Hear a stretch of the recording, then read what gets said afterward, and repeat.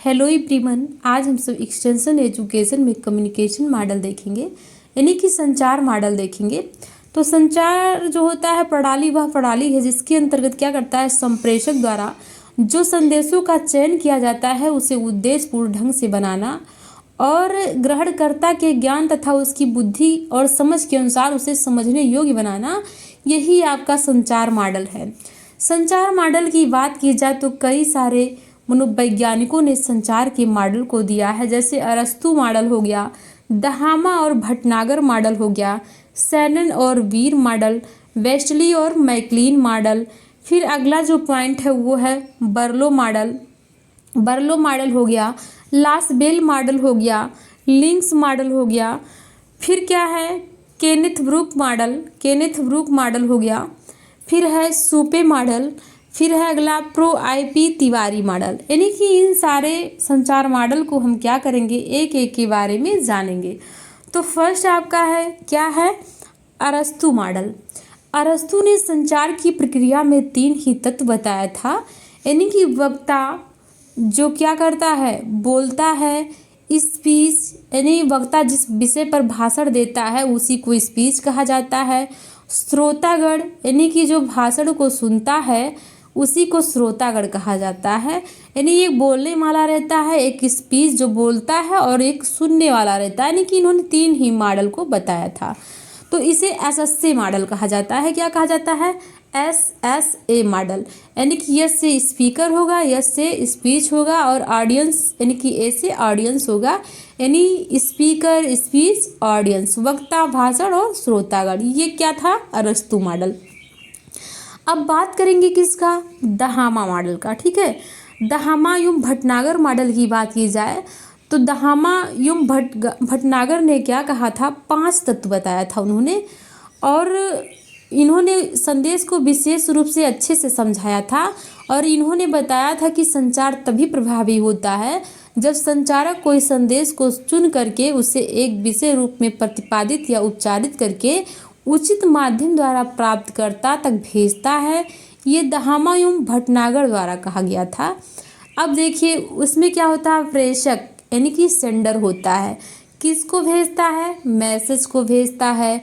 फिर इसका क्या होता है, प्रतिपादन किया जाता है। फिर एक चैनल होता है, किसके माध्यम से, यानी कि जो माध्यम होता है उसके माध्यम से जाता है। फिर इसमें रिसीवर होता है, यानी कि प्रेषक होगा, फिर प्रेषक संदेश को भेजेगा, फिर उसका प्रतिपादन होगा, फिर माध्यम, फिर प्राप्तकर्ता होगा। इन्होंने 5 स्टेप को बताया था, किसने, दहामा एवं भटनागर मॉडल ने। अब अगला जो बात करेंगे हम वो क्या करेंगे, सैनन और वीर मॉडल। सैनन और वीर ने अपने मॉडल में संचार प्रक्रिया के अंतर्गत 3 तत्व के अलावा 2 तत्वों का वर्णन और किया था। और इन्होंने बताया था कि स्रोत वह है जिसके पास संदेशों का भंडार रहता है, संकेत शब्दों के माध्यम से उसका प्रेषण करता है, और प्रसारक जो होता है वो संकेत को प्राप्त करके उसे प्राप्तकर्ता तक भेजा जा सकता है, और गंतव्य तक ले जाने या पहुंचाने का कार्य कौन करता है, प्राप्तकर्ता करता है।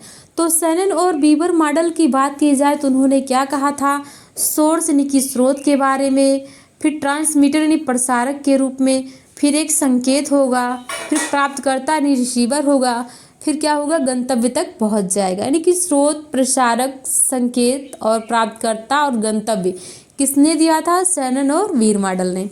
अब अगले पॉइंट पर बात की जाए जो है अगला है वेस्टली और मैकलीन मॉडल। वेस्टली और मैकलीन मॉडल की बात की जाएगी। वेस्टली और मैकलीन भी अपने मॉडल में सैनन व वीवर के मॉडल की तरह 5 तत्व बताए थे।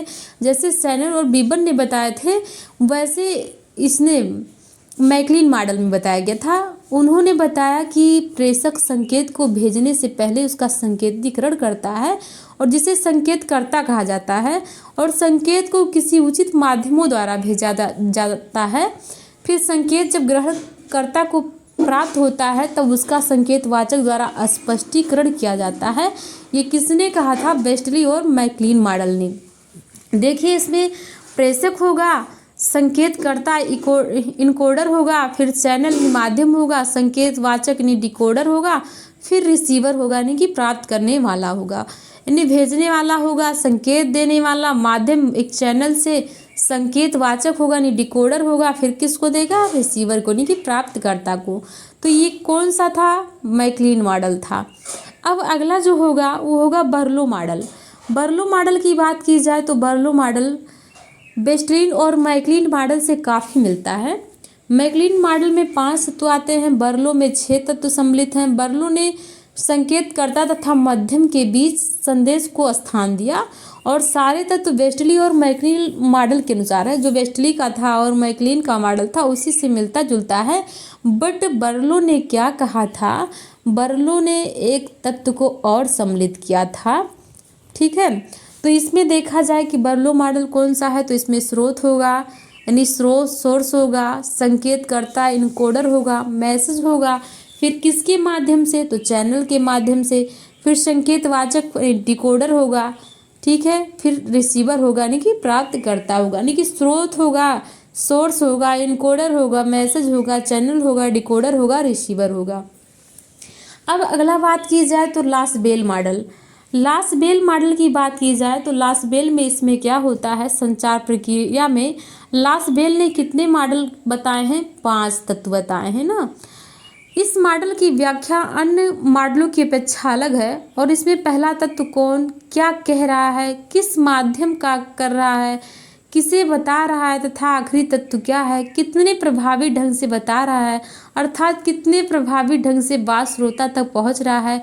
इस मॉडल को निम्न प्रकार से समझ सकते हैं। देखिए कौन क्या कह रहा है, यहाँ कौन यानी संचारक क्या कह रहा है, संदेश किस माध्यम द्वारा, माध्यम किसको, श्रोतागण को, कितने प्रभावकारी ढंग से है यानी प्रभाव, यानी कि देखिए ये सबसे अलग है। लास बेल मॉडल की बात की जाए तो सबसे अलग मॉडल कौन सा है, लास बेल मॉडल है। यानी कौन क्या कह रहा है, किस माध्यम द्वारा किसको कह रहा है, कितने प्रभावी ढंग से कह रहा है ना, ये सब सारे के सारे क्या है, लास बेल मॉडल। और वैसे लास बेल मॉडल सबसे अलग ही है। अगला मॉडल की बात की जाए तो लिंक्स मॉडल होगा, लिंगस मॉडल होगा। इसमें क्या होता है, इसमें लिंगस मॉडल में संचार की प्रक्रिया के 6 तत्व होते हैं, कितने 6 होते हैं। और 6वें तत्व में जो होता है श्रोता प्रतिक्रिया को अधिक महत्वपूर्ण देता है और इसमें फिर श्रोता या श्रोतागण तक पहुंचाया जाता है और संचार प्रणाली में श्रोताओं की प्रतिक्रिया को जानना जरूरी होता है, इसीलिए इस पर क्या किया गया था, बल दिया गया था। अब लिंगस मॉडल को इस प्रकार समझाया जा सकता है, यानी जैसे होगा आपका कम्युनिकेटर यानी कि संचारक होगा, फिर संचारक क्या करेगा, मैसेज को देगा, फिर मैसेज को कैसे देगा, माध्यम से देगा, फिर उसका ट्रीटमेंट होगा यानी उपचार होगा, कौन करेगा, श्रोता, फिर श्रोता क्या करेगा, फीडबैक देगा, यानी कि श्रोता क्या करेगा, प्रतिक्रिया करेगा, यानी संचारक संदेश माध्यम होगा, फिर उपचार, फिर श्रोता प्रतिक्रिया करेगा। तो ये कौन से मॉडल थे, लिंगस मॉडल। अगला है कौन सा मॉडल है, केनेथ ब्रूक मॉडल। अब इसमें बात की जाए तो इन्होंने 5 ही तत्व बताए थे, कौन कौन से, यानी कि उन्होंने क्या कहा था, संदेश एक पृष्ठभूमि पर निहित होता है और अनुभूतियों का विस्तारण जो होता है संचार माध्यमों द्वारा होता है। उन्होंने विस्तारण का उद्देश्य ग्रहणकर्ता तक पहुंचाया जाता है। ब्रूक मॉडल को निम्न रूप से समझा जा सकता है, जैसे यहाँ देखिए कार्य होगा और पृष्ठभूमि को एक ही मान लिया गया था, फिर ये मिलकर के क्या करेंगे, एजेंट यानी संचारक के पास, फिर एजेंसी यानी संचार माध्यम के पास जाएंगे, फिर इसका किस उद्देश्य से, पर्पस, ठीक है, यानी कि कार्य और पृष्ठभूमि को एक ही माना जाता है। फिर क्या होगा, संचारक होगा, फिर संचार माध्यम होगा, फिर उद्देश्य होगा। अगला हम बात करेंगे सूपे मॉडल। सूपे मॉडल की बात की जाए तो इस मॉडल को क्या कहा जाता है, इस मॉडल को SMCRE मॉडल कहा जाता है, सस्मिरा जिसको कहते हैं मॉडल कहा जाता है। और इसमें भी संचार की 5 तत्व सम्मिलित किए जाते हैं। सूपे के अनुसार जो श्रोता द्वारा किसी भी माध्यम से संदेश की प्राप्तकर्ता तो पहुंचाया जाता है और प्राप्तकर्ता जिस संदेश को ग्रहण करता है जिसमें उसके व्यवहार में परिवर्तन आते हैं जिसे संचार प्रभाव कहते हैं। सूपे मॉडल को इस प्रकार से समझा जा सकता है, जैसे स्रोत होगा, ठीक है, फिर मैसेज होगा, फिर चैनल होगा, फिर रिसीवर होगा, फिर इफेक्ट्स होगा, प्रभाव कैसा पड़ेगा, यानी पहले स्रोत होगा, ठीक, साधन, फिर संदेश भेजा जाएगा, फिर किसके माध्यम से, यानी माध्यम होगा, फिर एक प्राप्तकर्ता प्राप्त करेगा, फिर उसका इफेक्ट जो पड़ेगा उसको बताएगा। ठीक है, तो ये था सुपे मॉडल।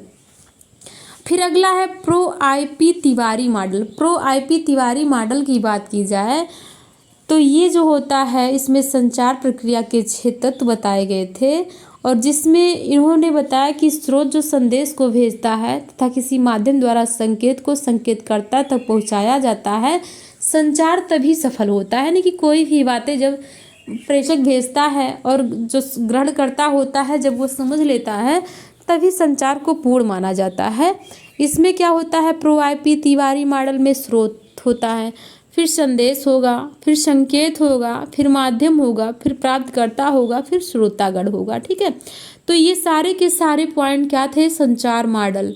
यानी सबसे अलग मॉडल की बात की जाए तो सबसे अलग कौन सा मॉडल था, लास बेल मॉडल था। कौन सा मॉडल, लास बेल मॉडल। लास बेल मॉडल में कौन क्या कर रहा है, किस माध्यम द्वारा कर रहा है, किसको कह रहा है, कितने प्रभावकारी ढंग है, ये लास बेल मॉडल है। लास बेल मॉडल सबसे अलग मॉडल है, बाकी सारे के सारे क्या हैं, मिलते जुलते हैं। सबसे इजी की बात की जाए तो अरस्तु मॉडल है। अरस्तु ने 3 ही तत्व बताया था, वक्ता, भाषण और श्रोतागण। तो ये आपका था संचार मॉडल। आई होप आप सभी को समझ में आया होगा।